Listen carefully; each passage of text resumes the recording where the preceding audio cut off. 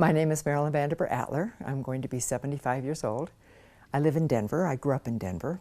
I met my husband, Larry Atler, at East High School when I was 15 and he was 17. I'm a motivational speaker, and I have one daughter and two grandchildren, Max and Izzy. Well, I've always been a Colorado girl, with the exception of 2 years of living in New York. I just think it's the most beautiful place to be. And as children, we really were in the mountains. Every summer we went to a place called Black Lake. When I was 9, I was given a horse, and I mean a real big time, wild sort of horse. And for 5 weeks, I would just jump on her bareback, and I was a tomboy, and I loved being out. I love being out in the mountains. Now we spend a lot of time in Vail, and we're so fortunate to live in such a beautiful state. I'm the youngest of 4 daughters, and so we would just go hiking and riding, and I was on swim team, and I was on the ski team at the University of Colorado. So the mountains have always been very, very important to me. I went to East High School, and when I was 15, and I was a sophomore, I was elected to student council. So at the first meeting of student council, I walked into the room, and there was Larry Atler, who was 17 and president of the student council. It was love at first sight for me. It took me a while to get him to feel the same way about me. But Larry was East High School to me. I fell in love with him very deeply. And then he went away to college, and I was very much a part of high school. I was on the ski team, I was in the choir, I was valedictorian speaker. I loved high school. I loved being at East. I loved a big school. There was just so much to do. I miss Larry, but it was a very happy time for me. So there was never a thought of, I'd really love to go to Stanford or someplace on the East Coast. No, I want to stay in Colorado. I'm a Colorado girl. And then after my year as Miss America, I lived in New York for 2 years, and I had a very, very exciting television life, but that was not a place for me. I wanted to be in Denver. Well, the Miss America pageant was the highest rated show on television. This is before we had a Super Bowl. So in the 1950s, on Saturday night, before the first Saturday night after Labor Day, everybody sat in front of the television and watched the Miss America pageant. And I did too, and it was wonderful. I never, ever had a dream of being Miss America. That was never even a remote thought of mine. And when I went to the University of Colorado, and I was a Pi Phi, the only reason you could get out of the meeting is if you had a long-distance phone call, which was unusual then. And my now husband, Larry, was calling me from his college, so I got to get out of the meeting. Yay! And when I came back, the meeting was over, and I was nominated for Miss University of Colorado. And everybody was leaving, and I said, wait a minute, I don't want to do that. I decline. And they said, well, you can't decline. We have to have the nomination in the morning, and the meeting is over, and everybody's gone. So you're our nomination. And I said, well, what do I have to do? Well, appear in an evening gown, do some talent. I said, what in the world would I do for talent? Well, you'll think of something. And I said, what else do I have to do? And they said, well, you have to appear in a swimsuit, but only in front of the judges, not in front of an audience. And I thought, okay. I didn't even know it was the local pageant for Miss America. This was in May. I'm Miss Colorado in July and Miss America in September. It happened so quickly, and so many girls dream of being Miss America, and I just dreamed of being on the ski team. It just wasn't something that was a part of my life. But it was an amazing experience. It was a wonderful experience. Would I do it again? I would. The first day, we left the pageant on Sunday and sped to New York City, and the head of the Miss America pageant, we stayed at the Waldorf Astoria Hotel, and she said, change your clothes very quickly and come down. And I said, okay. So I did. I didn't know why I was doing it, but I did. And she said, now you're going to address the National Mayor's Convention. It's being held right here, and you're being introduced now. And I said, well, what am I going to say? And she said, anything you want to, dear. And I said, I don't think I can do this. And she said, of course you can. You're Miss America. And with that, I went in and addressed the National Mayor's Convention. And that was the beginning of a year of those kinds of experiences where I learned, yes, I can do that. It was a good life experience. I remember getting on the elevator, and Frankie Lane, who was a great singer in the 50s, he was at the Waldorf too. I got in the elevator and he went on and he said, well, hi Marilyn. And I'm thinking, oh my goodness, he knows my name, because everybody watched the Miss America pageant in the 50s and 60s. So it was an amazing experience. Well, of course, when I came home, there was a parade downtown. I had 22 appearances in one day. Edward R. Murrow, who had the Person to Person show, which was one of the biggest shows on television, had me on for a half hour live, no prompters, just there you go. So it was an exciting time. I went back to the University of Colorado and they introduced me and the auditorium was filled, and they said it was like 11 o'clock at night. I'd done so many appearances, I was exhausted. And they said, you know, just climb up these stairs. And I said, well, where's the railing? Well, we don't have a railing. And I said, well, do you have somebody that can escort me down? No, you'll be fine. So I'm there in very high heels, a crown and a gown and a cape, and the choir is singing, "There She Is, Miss America," and I start down the steps, and I fell down. I didn't fall down on my face, but I stumbled down the stairs, and I thought, oh my gosh, in front of everybody, can I just make it down the stairs? After my Miss America year, and it was after my sophomore year in college, I wanted to go back to school. I wanted to go back to college. And people would say to me, do you really think you can go back and just be a junior in college?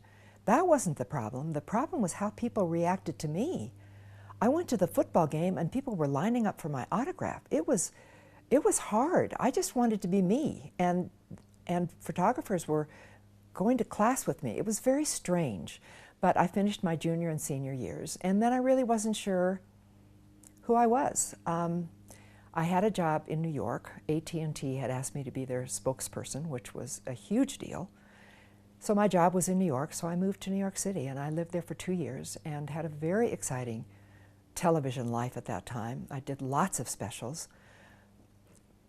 The biggest night of my professional life was the Bell Telephone Hour. There were 4 a year, and Dinah Shore had done the last one, and I heard her say, and our next host will be Marilyn VanDerbur, and I'm thinking, oh my goodness.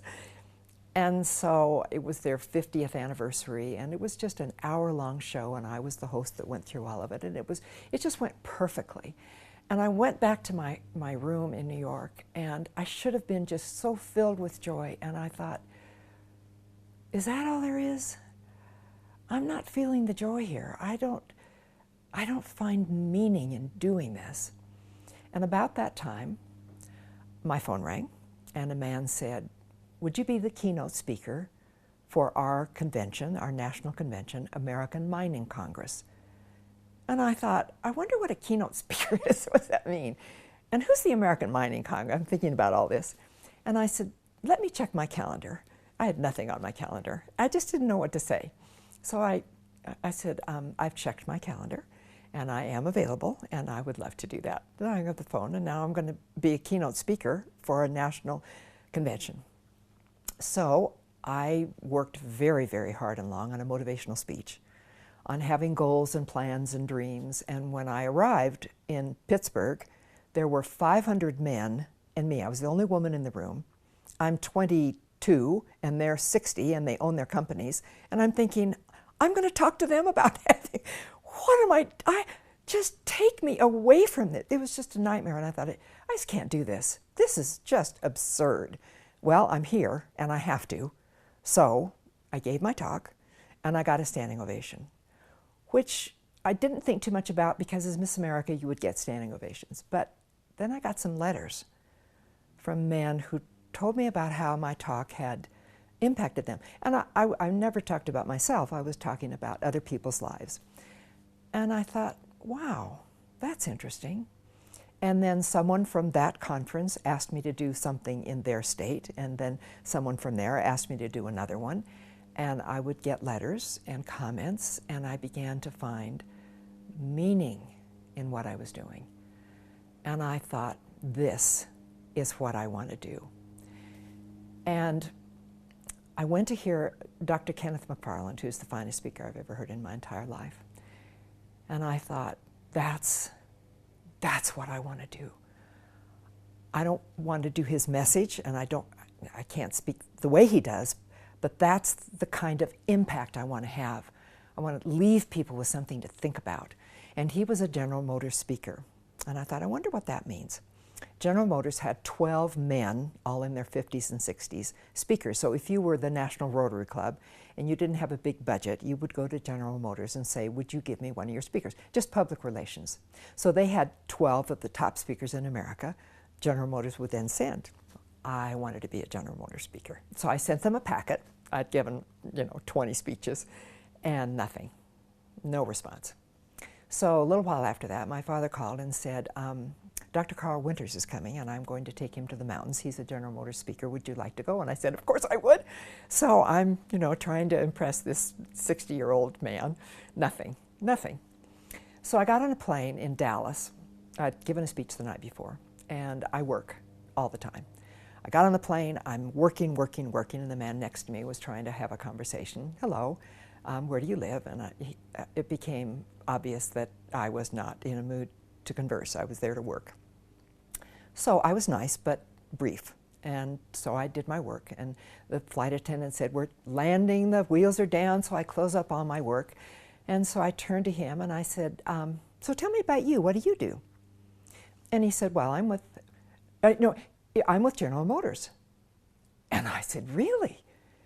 And he said, what do you do? And I said, well, I'm a motivational speaker. And he said, well, General Motors has speakers. And I said, I know they do. And he said, I'd like to submit your name. I had like 2 minutes to make a closing as we're approaching the gate. And I said, I would love that. So I sent him the material. They sent it to General Motors. And General Motors called. And they said, we'll try you. We've never had a woman, we'll try you. And so I gave a couple speeches and I became a General Motors speaker. It was amazing, it was wonderful. One of the themes that I liked most of all was, it isn't what happens to you that determines your life, but how you respond to what happens to you. And that was a favorite speech of mine. I always like to talk about goals and plans, and as much as we think everybody knows that, everybody really doesn't. And I wanted to talk to kids, and youth organizations have no funding at all. So I was talking to Larry about it, and I said, I really want to spend at least half of my time addressing students, but I need to find a sponsor. And he said, well, what would be your dream of having a sponsor? And I said, United Airlines. And he said, well, go for it. And he said, well, the next time you're in Chicago, drop by. So I dropped by, and I walked in, and he said, this was what he said to me, are you good? I said, I am. He said, where are you speaking next? And I said, I'm speaking in Champaign-Urbana at the university. When? Tomorrow. He said, I'll be there. So he came to hear me speak, and I signed a 5-year contract with United Airlines for them to sponsor me for young business leaders, junior achievement, all the youth organizations throughout America. I thought I would fall in love with a tall, blonde Swede. And Larry is swarthy and dark-eyed, and I truly fell in love with him immediately. And I'm not talking about puppy love. I was in love with him at 15. And East High School has 4 flights of stairs, and I would figure out his room schedule, and then I'd run up a flight of stairs so that I could casually pass him by in the hall, and then I'd run down the stairs again. And it took until Christmas for him to really even notice me. We were decorating the hall for Christmas. A student council was, and he turned to me and he said, would you like to go to the drugstore with me to buy some wire? Yes, I would. So it took until probably spring. I was his Friday night date, but he had a Saturday night date who was a senior at East High School, whom he had been dating for quite a while. So it took until spring for me to be his Friday night and his Saturday night date. And we've been a real love story for We've been married 47 years. We come from very different backgrounds, different religions. You wouldn't put us together. I was extremely athletic as a child. He was not. We were just very, very different in every way, and yet we are just a perfect match together. It's just, he's been the biggest gift I've ever been given, and I cherish him every single day. So I moved home from New York City to marry Larry. And I still wanted to do my television work, which I did. Women didn't travel. Women didn't work in my generation. My sisters got married and had children. That's what we were supposed to do. You were not a career person unless you were a nurse or a teacher. And all of a sudden, I'm starting to give speeches. And somebody stopped Larry and said, "You let your wife?" And Larry said, "Let my wife?" Yeah, I wouldn't use those words to adequately describe it.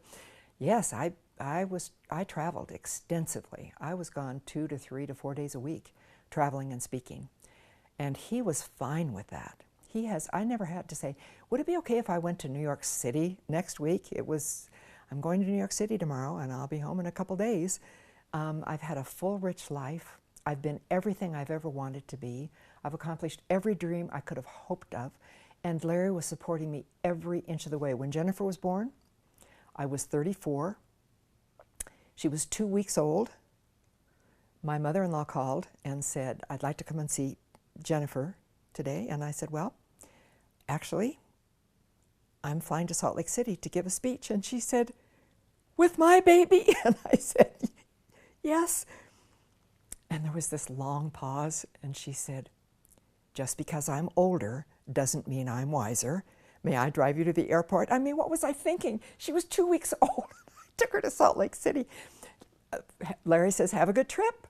She was in 53 cities with me the first year of her life. I just kept doing what I was doing and what I loved doing. And no one ever said to me, "No, you can't. You can't do that. You need to stay home." And no, I didn't. I went and I did. And every single thing I could imagine, I was free to pursue. And that's due in great part to Larry. From my generation, that wasn't done. I was the only woman speaker. I was named the outstanding woman speaker in America. I was the only woman speaker. It wasn't hard to win that because there weren't very many women who were doing the circuit. It was a circuit that you did. And I loved every single minute of it. We wanted to have children. I just couldn't get pregnant. It just wasn't happening for us. And I went to the doctor. I went through all the things that women have to go through who can't have children, and nothing was helping. And finally one day, Larry and I went, and the doctor said, "You will never have children." And fortunately, I was already pregnant. I didn't know it, but I was, because I think it had been 8 years.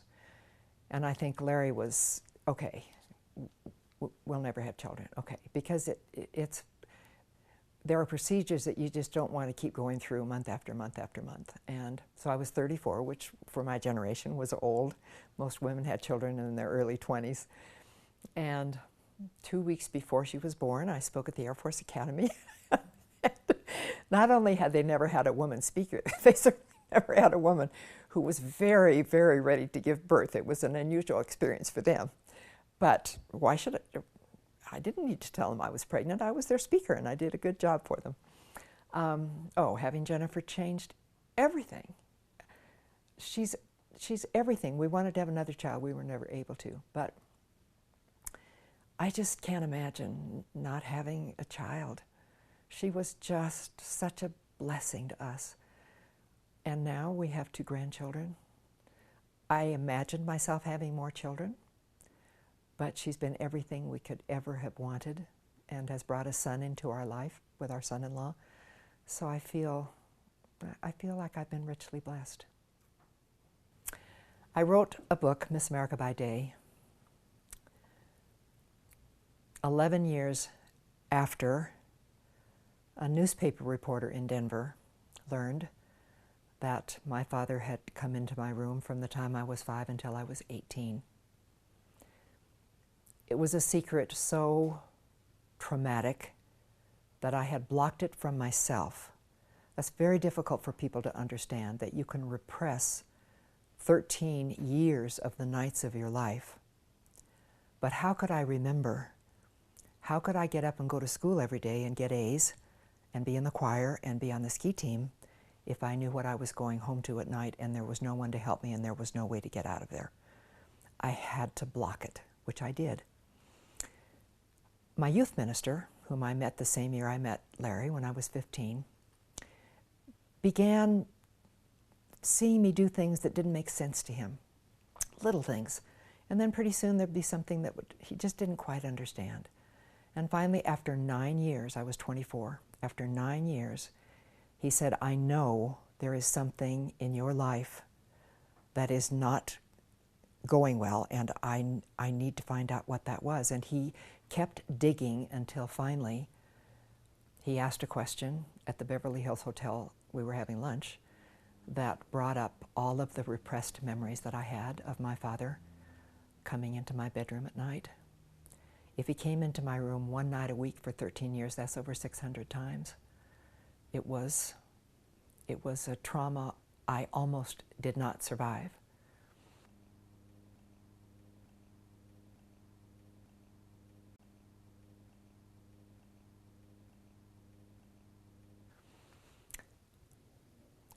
When the newspaper reporter came forward with the story, and I had a very long recovery, it was very, very hard to come through that. I closed the blinds and I said to Larry, it's over. All the respect that I've built, all the success that I've built, it's over now. It's over. No one will ever look at me the same again. I will be shunned because that's what we believe. The phone rang. And a woman said, you need to have a press conference. And I said, never. I would never have a press conference. And she said, they'll call your mother and your 3 sisters. And I said, what time is the press conference? So I had a press conference, and the next day it was on the front page of the Rocky Mountain News and the Denver Post. I got a phone call. They're calling your sisters. I called my sister Gwen in San Francisco, and I said, if you want to go public with this, do it in California, because we're never going to get off the front pages in Denver. The next morning, the 3rd day, it was on the front page of the paper again with my sister's story and my picture. I waited until our daughter awakened. She had just come home from her sophomore year in college. She woke up and I said to Larry and Jennifer, I have to get out of here. I have to go. So we put on our sweats and we went to the high school track. We were jogging around the track and the woman with her 2 dogs came. We always said hello. She stopped me. And she said, Marilyn, we're so proud of what you're doing.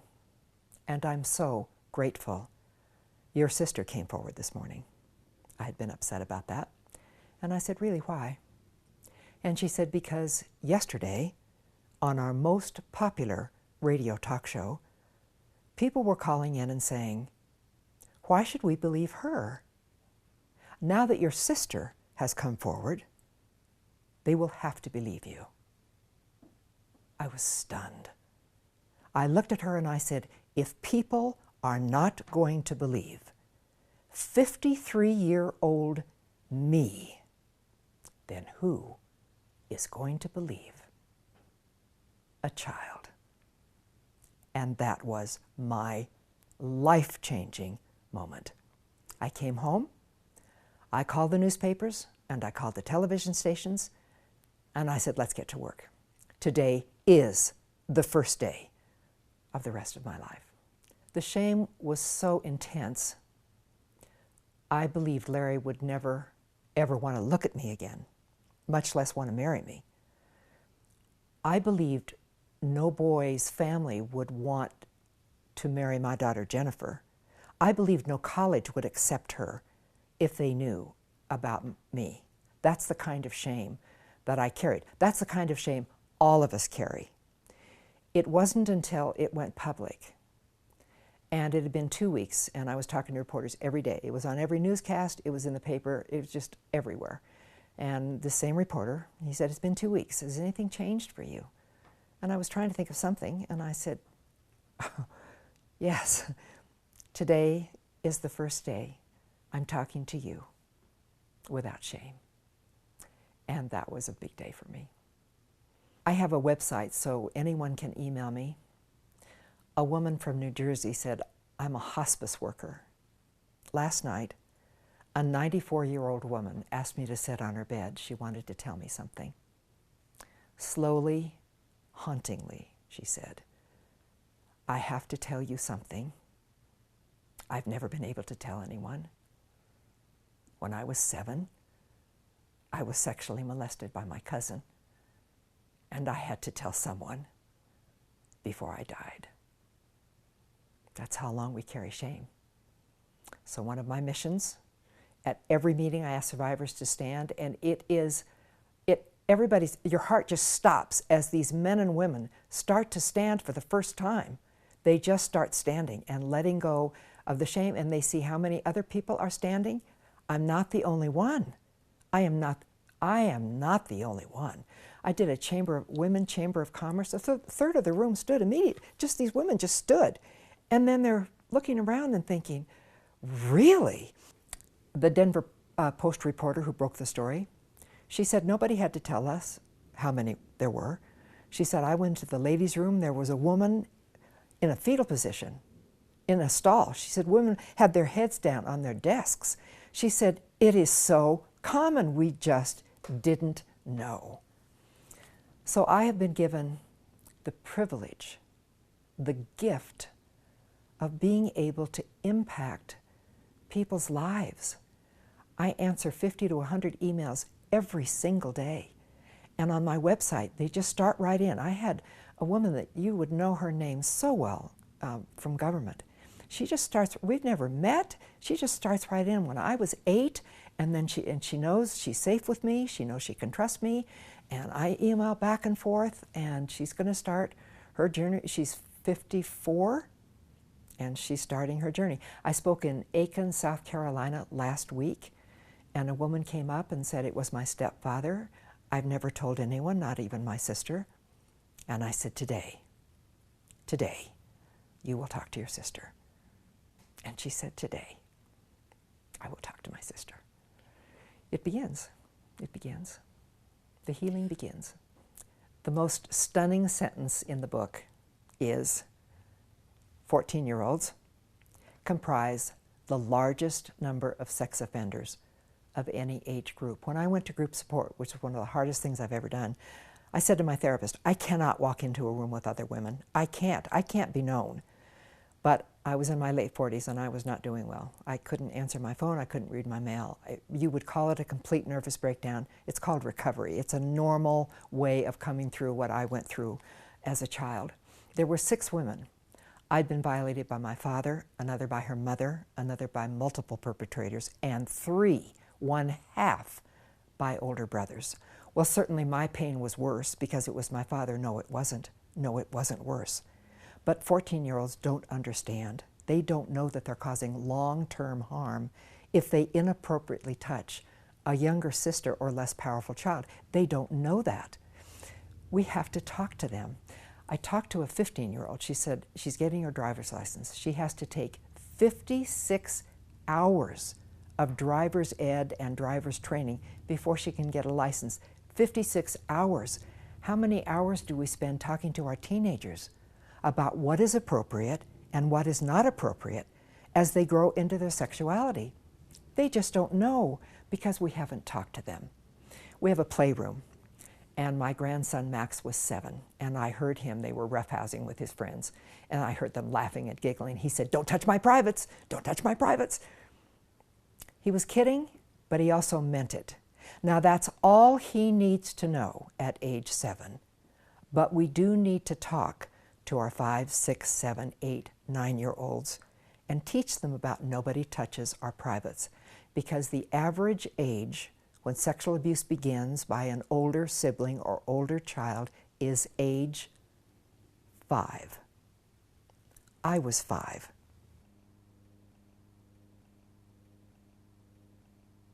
We need to teach our 5-year-olds, no one touches our privates. They're just discussions that we have. I get up every morning and go to work because of this. It is my passion. It is my mission. It's why I was put on earth. This is the job I was given. This is why I was named Miss America. This is why I was a motivational speaker. It was all in preparation for doing the job that I was placed on earth to do. I would not have asked for this job, but this is the hand I was dealt, and it is a privilege and a gift to reach out to men and women and educate and role model. I had the honor of being inducted into the East High School Heritage Hall of Fame. And we were asked to go and address students, and we had 2 minutes in which to do that. And there were 1,000 teenagers there, maybe. And I said, when I was at East, I was May Queen. I had the lead in the senior class play. I was in student council. Most of you probably cannot relate to that, but I think you can relate to the fact that when I was your age, my father was coming into my room at night. And when I finished my 2 minutes, they stood up and they applauded and they applauded and they applauded, because this is happening to them. Because in one way or another, it may not be their father, uncle, neighbor. This is a part of their lives. It's 1 in 4 girls and 1 in 6 boys. And we need to talk about it. And that's why they were clapping, is because, yes, they want to be able to talk about the fact that this happened to you too? Really? Oh. And hopefully after the assembly was over, they began to talk among one another, and perhaps they went home and began to talk about it. My father was a very powerful man, and when I was 40, I confronted him.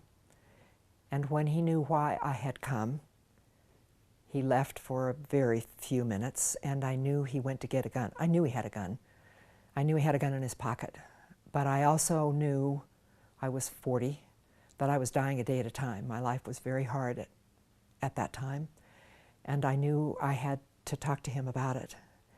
And after our conversation, he pulled out the gun, and he said, if you had come in any other way, I would have killed myself. And what he was saying was, if you're thinking about exposing me, then you need to look at what the consequences will be to that. The message was very clear. Terrorized as a child,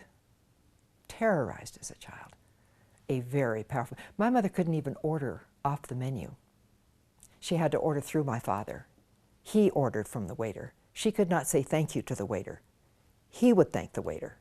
He just had total and complete power and control. Would people have believed me as a child in Denver, with who my father was in this community? They would not have believed me. There are people who don't believe me today. That's what's so shocking to me. There are people who don't believe me. I'm 74, and there are people who don't believe me. There was no safe place for me as a child. I think each of us has a part. I'm trying to do my part to make this world safer for children, have people believe them, that yes, I believe you. Why would you make this up? I believe you. So many people have asked if my mother knew. I was older than 10 because it was in our new house. My mother always dressed elegantly for bed, and she wore shoes that are called mules. They have a hard heel. My father was in my room. It was 9:30 or 10 o'clock at night, and we didn't hear her coming down the long hallway. But when she started down the linoleum steps, I had the maid's quarters, and there were 3 linoleum steps. First, she very slowly went down on the first step, and then very slowly the second step. Everything stopped, and then the third step. All she had to do was take 6 more steps to be at my bedroom door. I knew finally it would be over. And we heard her step again, only she was going back up the steps. And I knew she would never walk through that door. Did my mother know? 13 years, my mother knew. My most difficult time was between the ages of 45 and 50, which is true for most of us. In our midlife, we need to go back and heal the past.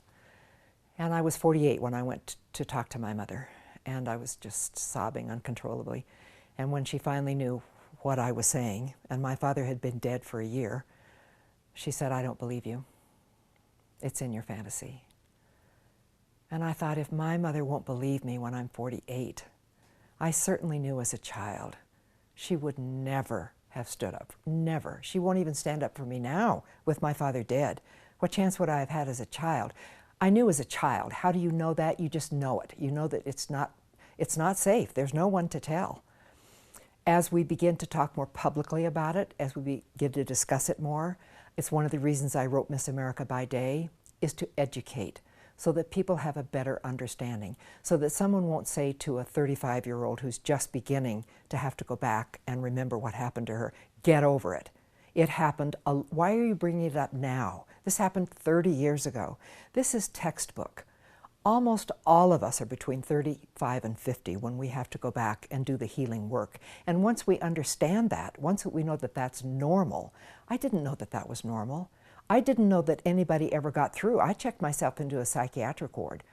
I just thought, does anyone ever get through this? I couldn't find any woman who did. And it's one of the reasons I stepped forward. It's one of the reasons I wrote a book, is because yes, you can come through it. I needed my mother. I needed my mother at age 48 to say, I am so sorry, to her death at age 88. She just did not choose that path. I was kind to her death, but she could not say the words that I needed so desperately to hear. We had over 3,000 men and women in the Denver area. They came forward for help and support, 3,000 in 3 months. We had to start an entire organization where we saw 500 people a week at no charge because men and women were coming forward. They'd never told anybody. And now everybody was talking about it, and so other people were saying, if she can let go of her shame, maybe I can talk to my family. But it's not easy. It's very, very hard. And so we had to find a place. And therapists volunteered their time. We had therapists coming out, I'll give my time, as these hundreds of people would come forward and say, I need help, I need support. We're here, and we can give you that support. When my story came forward, the Kemp Center called. People were calling the Kemp Center. The Kemp Center called me and said, we cannot take care of these people. We have hundreds of people who are calling. So I called my youth minister, who was retired, and I said, we need to go to work here. And so he and I started an organization called SUN, Survivor United Network. And that's where men and women would come and go to therapy and have group support. And I would be there, and my youth minister would be there, and therapists would be there. And we did it for 2.5 years. And we took the bulk of the 3,000 people who would come forward and helped them through.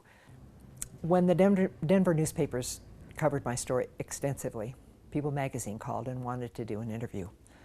And she kept coming back for more. And finally she said, this is going to be a cover story.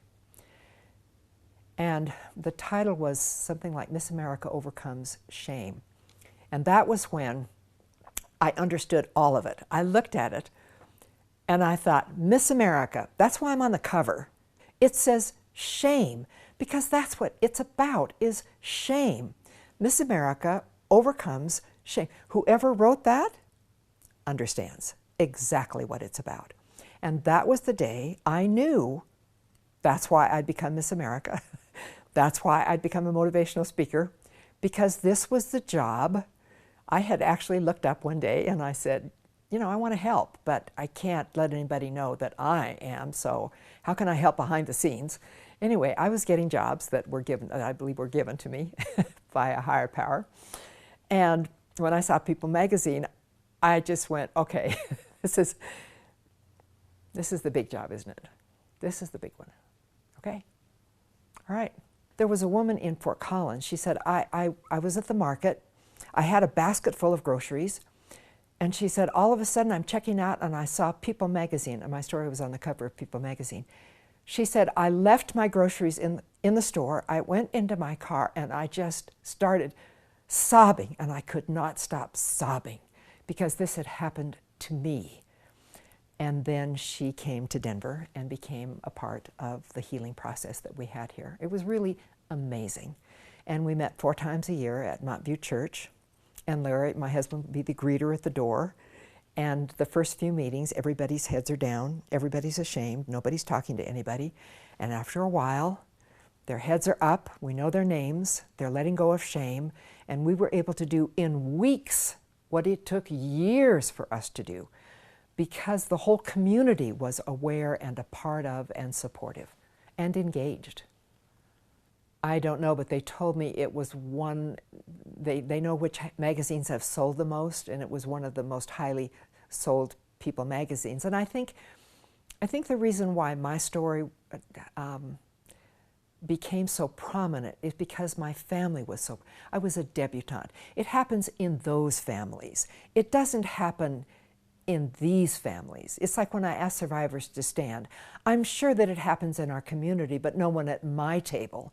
And then when 3 people at that stand, they're thinking, oh my, this is not only happening in my community, this is happening to my friends and I don't even know it.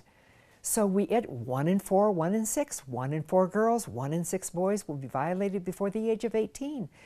Go into a room of 20 people, and we know that when I ask survivors to stand, many, many, many do not, but many do. And it is the most educational part of my talk, because people are saying, when men stand, I had a 65-year-old ex-sheriff stand in Buffalo, New York. And I went up to him after the banquet and I said, I'm so sorry, who was your violator? And he said, my Boy Scout leader. And I said, have you had support? Oh, he said, I've never told anyone. I said, and you chose to stand at a black tie dinner? And he said, I did. And I said, and how does that make you feel? And he said, free. I feel free. When my story became public in May, I received a letter from the Miss America pageant immediately, which said, we hope you have seriously considered the ramifications of what you have just done. About 3 weeks later, the head person called and said, we would like you to be a celebrity judge.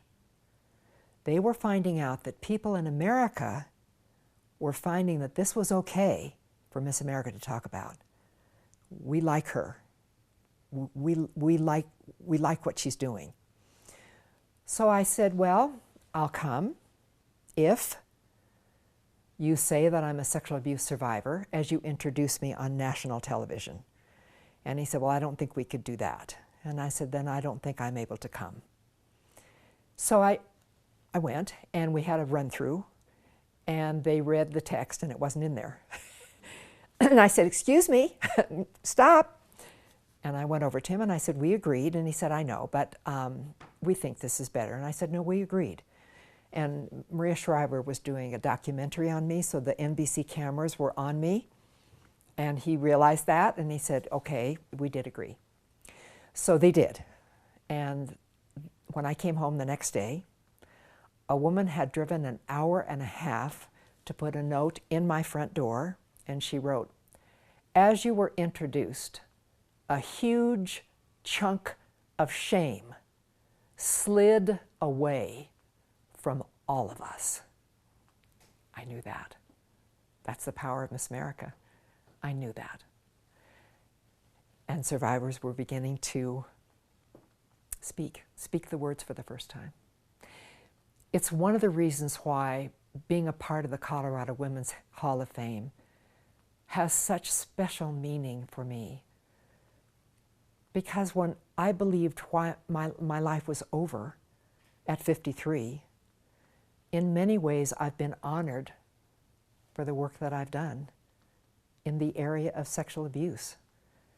And that's just amazing to me and to many thousands of other people, that you would be honored for work that you would do in a field where everybody still is living in too much shame. So I hold my head high. I'm proud of who I am. I am so honored to be a part of the Women's Hall of Fame. I just feel that my life, I've had such an interesting life. And my life has been so blessed. I've been to the lowest of the low, and I've been to the highest of the high. And I'm going to be 75, and I am still going strong.